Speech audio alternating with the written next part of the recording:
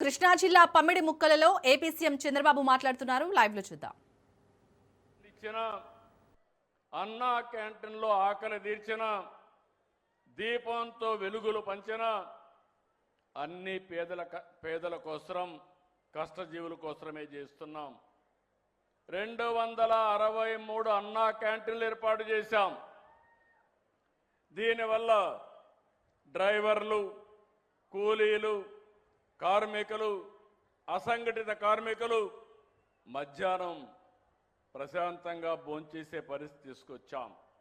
లేకపోతే మీరు సంపాదించే డబ్బుల్లో సగం హోటల్ ఖర్చుకే సరిపోయే పరిస్థితి వచ్చేది. ఈరోజు నేను ఒకటే మీ అందరికీ విజ్ఞప్తి చేస్తున్నాను. మిమ్మల్ని చూస్తున్నాం, మండు టెండర్లో పనిచేస్తున్నారు, జోరు వనల్లో పనిచేస్తున్నారు, ప్రమాదకర పరిస్థితుల్లో పనిచేస్తున్నారు. అలాంటి కర్షక కార్మికులకి మనస్ఫూర్తిగా ధన్యవాదాలు, సెల్యూట్ చేస్తున్నానని చెప్పి కూడా నేను మీకు తెలియజేస్తున్నా. మీ కష్టం వల్లనే ఈరోజు సమాజం ముందుకు పోగలుగుతా ఉంది, అభివృద్ధి జరగగలుగుతా ఉంది, రైతులు పంటలు పండించగలుగుతున్నారు, అందరికీ తిండి పెట్టే పరిస్థితికి వచ్చారని చెప్పి కూడా నేను మీకు తెలియజేస్తున్నా. మన రాష్ట్రంలో 88 లక్షల మంది అసంఘటిత కార్మికులు ఉన్నారు. చిన్న చిన్న పరిశ్రమల్లో కానీ, పెద్దవి కానీ, చిన్నవి కానీ, అదే మరి షాపుల్లో కానీ ఎక్కడ పనిచేసినా వీళ్ళందరూ పనిచేస్తున్నారు.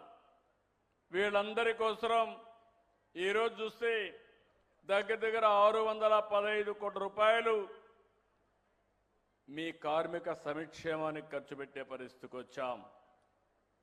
ఈరోజు నేను ఇక్కడ చూశాను ఒక మంచి కార్యక్రమం, లేబర్ అడ్డా. తెల్లవారితే వస్తారు, పని దొరికితే పనికి వెళ్తారు, పని దొరకకపోతే మధ్యాహ్నం వరకు వెయిట్ చేసి మళ్ళా ఇంటికి వెళ్తారు. ఇలాంటి సంఘటనలు చాలా ఉన్నాయి. వర్షం వస్తే షెల్టర్ లేదు, ఎండ వస్తే ఎండలోనే ఉండాలి. అలాంటి సందర్భంలో ఈరోజు ఆలోచించింది, లేబర్ అడ్డా కింద మంచి అకామిడేషన్ కట్టి, ఎవరికి మనుషులు కావాలన్నా వాళ్ళు నేరుగా ఫోన్లో తెలియజేస్తే ఈ అడ్డా నుంచి మన కార్మికులకు అక్కడ పంపించే పరిస్థితి. ఇంకొక విషయం కూడా నేను మీ అందరికీ ఒకటే చెప్తున్నాను, ఈరోజు రోజులు మారాయి. ఒకప్పుడు శారీరకంగా కష్టపడేవాళ్ళం, ఇప్పుడు తెలివితేటలతో పనిచేయాలి. ఒకప్పుడు గట్టిగా తవ్వేవాళ్ళం, వ్యవసాయం కూడా మడకలు దున్నేవాళ్ళం.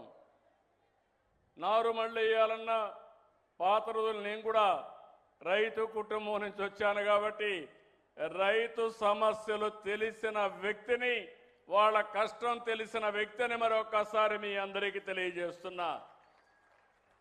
అది చూసిన తర్వాత ఈరోజు మొత్తం కూడా ఆధునీకరణలో ముందుకు పోతున్నాం. నేను అందుకని ఒక కార్మికుడు కొడుకు ఎందుకు ఒక కంపెనీ ప్రారంభించకూడదు? ఒక కార్మికుడు శారీరక కష్టం కాకుండా ఆలోచన విధానంతో మార్పు వచ్చి, అలాంటి నైపుణ్యాన్ని నేర్పించి ఆధునిక పనిముట్లు అతనికి అప్పచెప్తే ఇప్పుడు చేసే పని కంటే 2 3 రెట్టింపుగా పని జరిగే పరిస్థితి వస్తుంది. దీనివల్ల కష్టం తగ్గుతుంది, ఆదాయం పెరుగుతుంది. అదే ఆలోచిస్తున్నా. అదే లేబర్ మినిస్ట్రీ చెప్పాను, కమిషనర్ చెప్పాను, ప్రపంచంలో ఉండే ఆధునిక పనిముట్లు తెప్పించండి, అవసరమైతే కొన్ని కంపెనీలను ఎంగేజ్ చేయండి, కన్స్ట్రక్షన్ కంపెనీలు కానీ, అదే మరి పరిశ్రమలు కానీ ఎంగేజ్ చేద్దాం.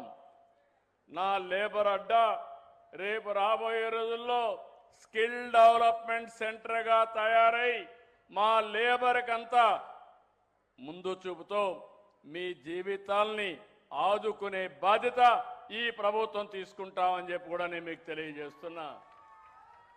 పనుంటే పనికి వెళ్తారు, పని లేనప్పుడు ట్రైనింగ్ ఇస్తాం, అవసరమైతే ఆ రోజు ఏ విధంగా చేయాలన్నది కూడా వర్కౌట్ చేయమన్నాను. మీకు అందుకని అన్నా క్యాంటీన్ పెట్టాను.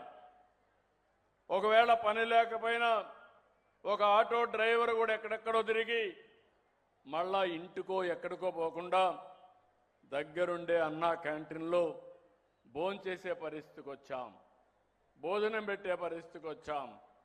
ఇంకో పక్క ఆటో డ్రైవర్కి కూడా 15,000 రూపాయలు సంవత్సరానికి డబ్బులు ఇస్తున్నాం. ఇవన్నీ ఎందుకు చేస్తున్నాం?